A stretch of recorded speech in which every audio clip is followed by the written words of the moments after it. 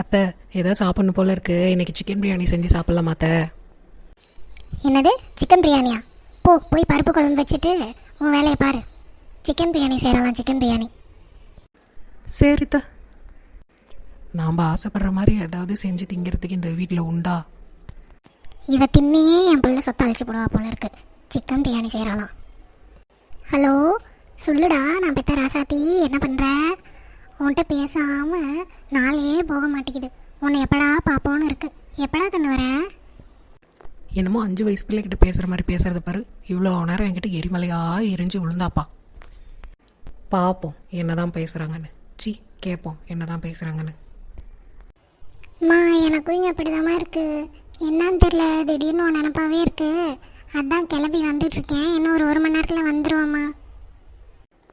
என்னது, நாற்று வீட்டுக்கு வருதா? அப்போ புயலே வீட்டுக்கு வந்த மாதிரியாச்சே. என் செல்ல மக வாடி ராசாத்தி, இன்னும் 1 மணி நேரம் ஆகும்ல நீ வரத்துக்கு. அந்த 1 மணி நேரத்தில் உனக்கு சிக்கன் பிரியாணி, ஆடு, கோழி, முட்டை, உனக்கு என்ன வேணுமோ எல்லாமே ரெடி பண்ணி வச்சுருக்கேன். நீ பார்த்து நிதானமாக வாக்கண்ணே. என்னமோ என் மாமியாரே எல்லாம் செய்கிற மாதிரி பேசுறது பாரு. 1 மணி நேரத்தில் ஆடு, கோழி, முட்டை, சிக்கன் எல்லாம் செஞ்சு வைக்கிறாங்களாம். இது எல்லாத்தையும் நான் தானே செய்யணும்? அது கூட பரவாயில்ல. இப்போ தான் நான் சிக்கன் பிரியாணி செய்கிறதான்னு கேட்டேன். அதுக்கு என்னமோ பையன் சொத்தியே நான் தான் அழிக்கிற மாதிரி பேசிகிட்டு இருந்தாங்க. இப்போ ஆடு, கோழி, முட்டை, இப்போ அவங்க பையன் காசு செலவாகுது.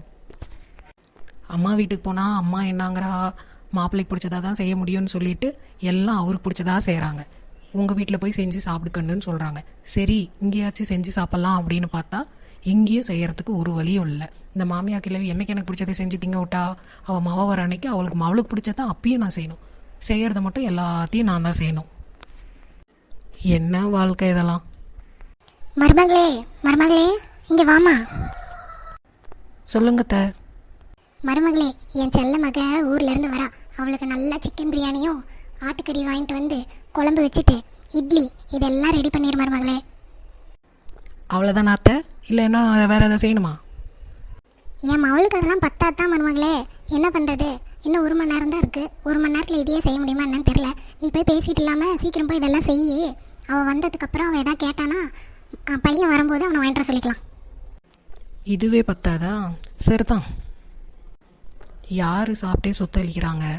இந்த அம்மா நான் என்னமோ கொஞ்சோண்டு சிக்கன் பிரியாணி செஞ்சு சாப்பிட்றேன்னு ஆசையாக கேட்டதுக்கு என் பையன் சொத்தையே அழிக்கிறேன்னு சொன்னாங்க.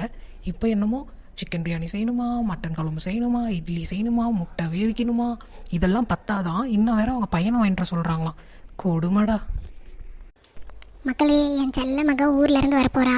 அது மட்டுமா, லட்சுமி வீட்டில் வேறு ஏதோ பிரச்சனை.